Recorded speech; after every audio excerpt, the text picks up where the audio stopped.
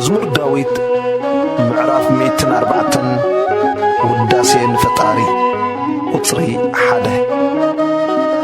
نفسين እግዚአብሔር ባረኺ ወእግዚአብሔር አምላኸ ንስኻዚኻ አብይኻ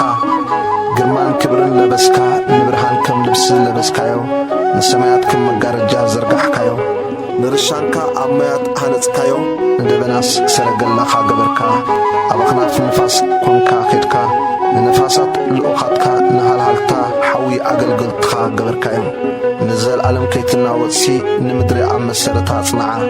ከም ብልብሲ ብማዓሙቕ ኣልበስካያ ማያት ኣብ ልዕሊ ኣኽራን ቆሙ ብመግናሕትኻ ሃደሙ ብድምፂ ነጐድጓድካ ቀልጢፎም ከዱ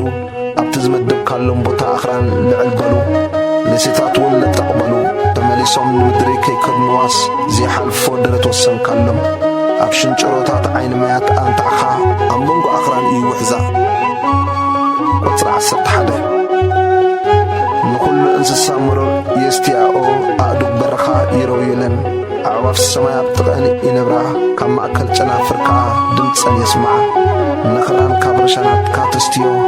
ምድሪ ብፍረ ተግባርካ ትጸግብ ወይኒ ንልቢ ሰብ ክሕጉሶ ዘይቲ ንገጽ ከብርሆ እንጌራውን ንልቢ ሰብ ከጽንዖስ ካብ ምድሪ ምግቢ ምእንቲ ከውፅእ ንእንስሳስ ሳዕሪ ንጥቕሚ ሰብካ ተኽሊ ኣብቈልካ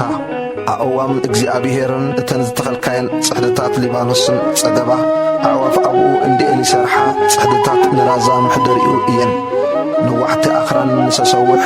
ኣኻውሕ ድማ መዕቆቢ ጊሒታት እዩ ወርሒ ንምምደብ ግዜያት ገበረ ፀሓይ ንምዕራባ ትፈልጥ ቁጽሪ 20 ጸልማት ትገብር ለይቱን ይኸውን ኩሎም እንስሳ ዱር ይዛወሩ ሽደናት ኣናብስ ንምዝራፍ ይጓዝሙ ቀለቦምካ ካብ ኣምላኽ ይደልዩ ፀሓይ ትበርቕ ይምለሱ ኣብ ጉድጓዶም ድማ ይድቅሱ ሰብ ናብ ተግባሩን ናብ ዕዩኡን ክሳዕ ምሸት ይወፅእ ወእግዚአብሔር ግብርታትካስ ክንደይ ብዙሕ እዩ ንኹሉ ብጥበብ ገበርካዮ ምድሪ ብሃብትኻ መሊኣ ኣላ እታ ዓባይን ገፋሕን ባሕሪ እዚኣ እያ ቁጥሪ ዘይብሎም ዓበይትን ንኣሽቱን እንስሳ ኣብኣ ይዋሳወሱ ኣለዉ ኣብኣ መራክብ ይኸዳ እቲ ዝፈጠርካዮ ሌዋታን ኣብኣ ይጻወት እዚኣቶም ኩሎም ምግቦም በብግዚኡ ክትቦምሲ ንኣኻ ይጽበዩ ኣለዉ ንስኻ ትህቦም ይእክቡ ንስኻ ኢድካ ትዘርግሕ ብጸጋውን ይጸግቡ ኣለዉ ንስኻ ገጽካ ትኽውል ይስንብዱ ትንፋሶም ትወፅእ ይሞቱ ኣብ መሬቶም እውን ይምለሱ ትንፋስካ ትልእኽ ይፍጠሩ ንገጽ ምድሪ እውን ትሕድሳ ቁጽሪ 31 ክብሪ እግዚኣብሔር ንዘለዓለም ይንበር እግዚኣብሔር ብተግባሩ ይተሓጐስ ኣብ ምድሪ ይጠምት ንስኻ ተንቀጥቅጥ ንኽራኒትን ክዮም እሞ ይተኩ ብሕይወተይ ከለኹ ንእግዚኣብሔር እዝምር ክሳዕ ዘለኹ ንኣምላኸይ እመስግን